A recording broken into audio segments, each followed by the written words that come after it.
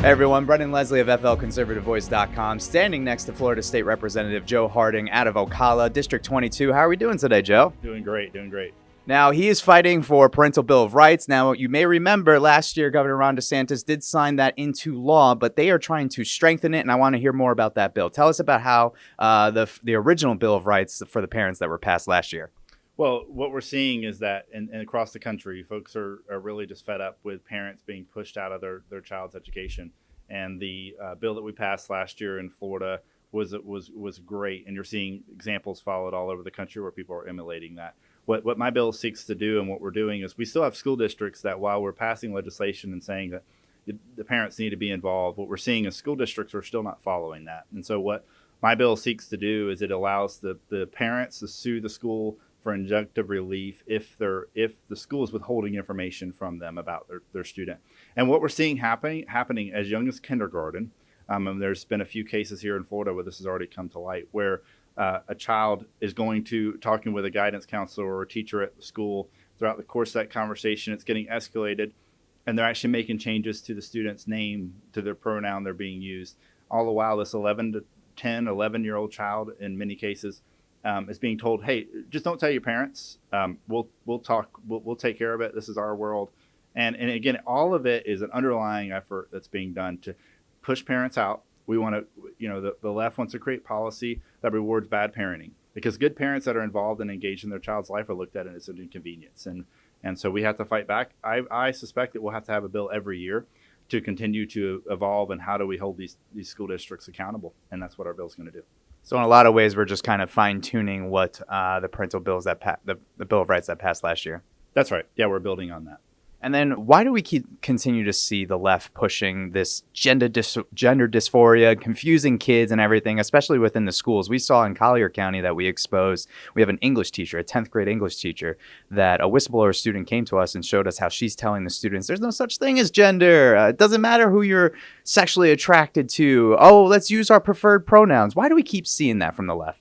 It is an underlying effort, and I've thought a lot about this too. But all I can get to is this: an underlying effort to take anything that is any semblance of the family unit, anything that has any trace of a worldview where you have parents that love you and children that are involved, and the parents are involved in their life, and replace it with a state-led, state-funded, government-run bureaucracy. Because you, as a lowly parent, you couldn't understand. This is complicated. As a mental health counselor, you wouldn't understand on how to talk to your child about these issues. And that's the logic that they're using. And I think while in Florida, conservatives, we've had the majority in Florida for 25 plus years, Florida has grown significantly because our conservative policies are working.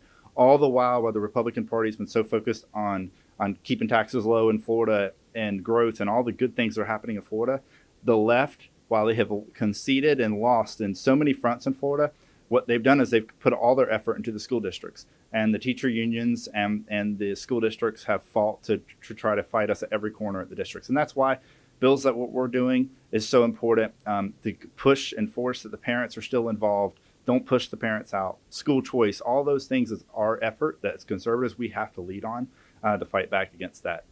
Yeah, I always say the left have a 20, 30, maybe even 40-year plan. They're putting hundreds of thousands of dollars into school board races because they know Florida right now is a lost cause, but maybe in 20, 30 years after they influence all our children, they may be able to flip the script then. Absolutely. I'd add to that. So, we're seeing across the country, parental rights is a popular issue right now. It's polling, over the 70% where people want to be engaged in their students' life. That is a bipartisan feeling that I think most parents have. But the left has gone all in against this issue, knowing that they may lose in the short term. But the bullying tactics that they have used, the rhetoric that I'm getting thrown at me, calling me a gay hater, and all these lines that are just not true and not even in the bill. But what they're doing is they want to beat you down to the point that while I'm not going to back down, I'm still going to run this bill. It's probably going to even get better, and we're going to pass it and sign it into law. The next class comes around and they say, well, I don't really want to touch on this issue because the last guy that did it, he was blown up and bullied and all the tactics the left uses. And while the left owns social media, they have Hollywood on their side. All the cable news and social media platforms lean their way. They continue to lose. So we can let them feel like they're winning on the social media front and the mob type rule that they're using to fight back. But we're going to pass this bill, and we're going to fight back aggressively to show that the next class that comes in when we're gone in 6 years, that this issue keeps getting fought for and not allow them to bully us out. Because you're exactly right. They're playing the long game. They know they're going to lose this fight, but they're playing for the 20 to 30 year plan. Representative Joe Harding, thank you very much for joining us. Thank you.